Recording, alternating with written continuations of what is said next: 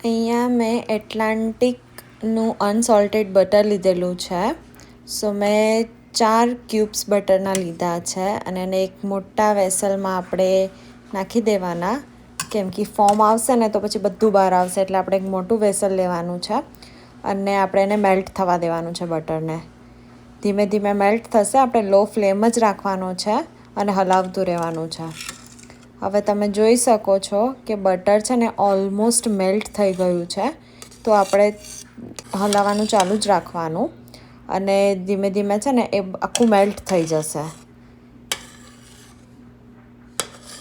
હવે જો almost melt થઈ ગયું છે, તો હવે ફોમ રિલીઝ થાય છે.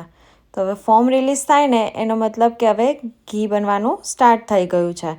એટલે હવે છે ને જે મિલ્ક સોલિડ હોય ને એ સેપરેટ થઈ જશે ફેટથી, એટલે આપણું ઘી ઓલમોસ્ટ થઈ જશે. તો હવે તમે જોઈ શકો છો કે ધીમે ફેટ રિલીઝ થાય છે. તો હવે જો ઘી આપણું રેડી છે. હવે એક ગ્લાસ જાર લીધી છે મેં. આપણે એની અંદર ઘી નાખી દઈશું. પહેલાં ઘીને ઠંડુ થવા દઈશું. ઠંડુ થઈ જાય ને પછી જ આપણે ઘીને ટ્રાન્સફર કરીશું. તો હવે મારું ઘી ઠંડુ થઈ ગયું છે, તો હવે આપણે ઘીને ટ્રાન્સફર કરી દઈએ.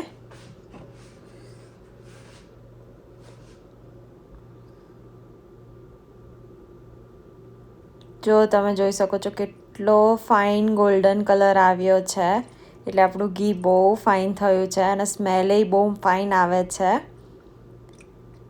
જો એકદમ ગોલ્ડન કલર દેખાય છે.